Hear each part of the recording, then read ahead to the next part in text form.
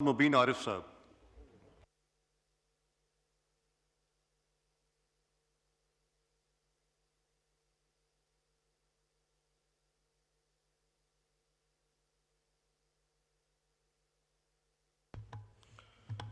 अस्सलाम वालेकुम जनाब चेयरमैन, बड़ी मेहरबानी आपने मौका दिया इस मौजू के ऊपर गुफ्तगू करने का।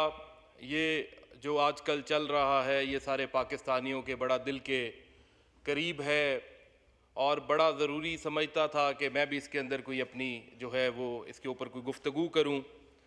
सर, ये जो पहलगाम वाला वाक़या आज से कुछ दिन पहले इंडिया के अंदर हुआ, देखें अफसोसनाक वाक़या है।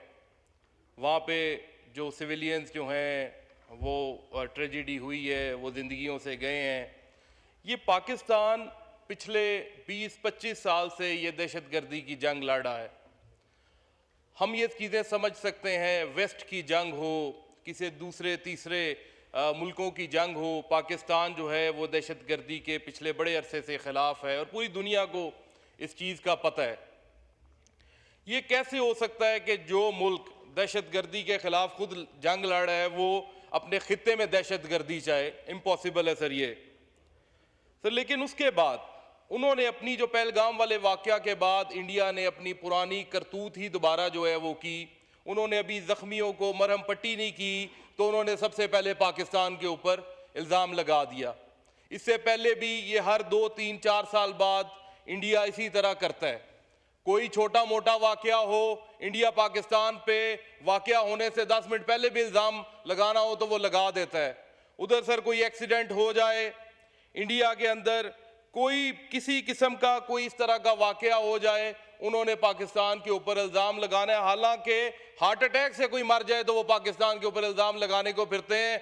मैं तो अल्लाह का शुक्र अदा करता हूँ, कहीं ये जो अजित डोवल है या मोदी या बीजेपी के घर जो बच्चे पैदा हुए हैं वो उन्होंने कहीं पाकिस्तान के ऊपर इल्ज़ाम नहीं लगा दिया। सर ये बड़े बड़े बड़े, बड़े अजीब से लोग हैं। इसके बाद इन्होंने पानी की दहशतगर्दी शुरू की। ये कभी पानी बंद कर देते हैं, कभी पानी ज्यादा रवानी से चला देते हैं। ये दोनों चीजें दहशतगर्दी हैं। उसके बाद इन्होंने हमारी मस्जिद पे, हमारे मदरसों पे, हमारे मुरीदके में, बहावलपुर में, उसके बाद मुजफ्फराबाद में हमारे सेटल्ड इलाकों पे मिसाइलों से हमले किए। हमारे सिविलियंस, खवातीन, बच्चे उसके अंदर शहीद हुए। ये कोई एलओसी नहीं है, ये कोई गजा नहीं है कि आप यहां पे हमले करोगे हम जवाब नहीं देंगे। हम आप लोगों के ऊपर इस तरह का हमला करेंगे, आपकी जो आने वाली औलादें हैं याद रखेंगी। इन्होंने हमारे ऊपर हमला करके ये बड़ी गलती की है।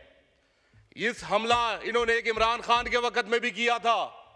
इमरान खान के वक्त में जब हमला किया तो इमरान खान ने कहा मैं करूंगा नहीं, मैं ना करने से पहले सोचूंगा, मैं कर दूंगा। आज भी अगर इमरान खान बाहर होता तो ये हम जो है कौम आज भी यकजा है, लेकिन अगर इमरान खान इधर मौजूद होता जो हमारे दिलों की धड़कन है, पूरी कौम का दिल इस वक्त जंजीरों में लिपटा पड़ा है। हमारी ये ख्वाहिश है, कौम की ख्वाहिश है कि इमरान खान बाहर आए और कहे ला इलाहा इल्लल्लाह एंड वी विल फाइट। कौम ये चाहती है, ये अल्फाज सुने। इंडिया अगर गोली चलाते हैं हम मिसाइल चलाएं। इंडिया अगर 100 फुट रेंज का या 100 किलोमीटर रेंज का मिसाइल फायर करता है तो ये जो अबाबील है, ये जो शाहीन है, ये जो गौरी है, ये सर हमने शादियों पे चलाने के लिए नहीं रखे। हमें चाहिए हम इनका कोलकाता, इनका बॉम्बे, इनका दिल्ली, इन सब के ऊपर हमले करें। इधर दोस्त कल कह रहे थे कि जंग किसी चीज का हल नहीं है। ठीक है, बड़ी अच्छी बात है, बातचीत से मसले हल होने चाहिए, गुफ्तगू होनी चाहिए। लेकिन अगर आपका दुश्मन जंग करने पे तुला है और उसकी ख्वाहिश ही जंग है तो फिर क्या करें? फिर लेट जाएं, फिर पांव पकड़ लें? नहीं, बिल्कुल ऐसा नहीं है। ये जो फौजी हमारे सरहदों पे लड़ रहे हैं, ये जो हमारी एयरफोर्स जहाज चला रही है, ये जो हमारे फौजी पानियों के अंदर लड़ रहे हैं, हम इनके साथ हैं। हमारा लीडर भी इनके साथ है। उसने जेल के अंदर बैठ के कहा हम हर चीज भूल गए हैं। हम इस मौका पे इंडिया को भरपूर यकजा होके एक पैगाम देंगे।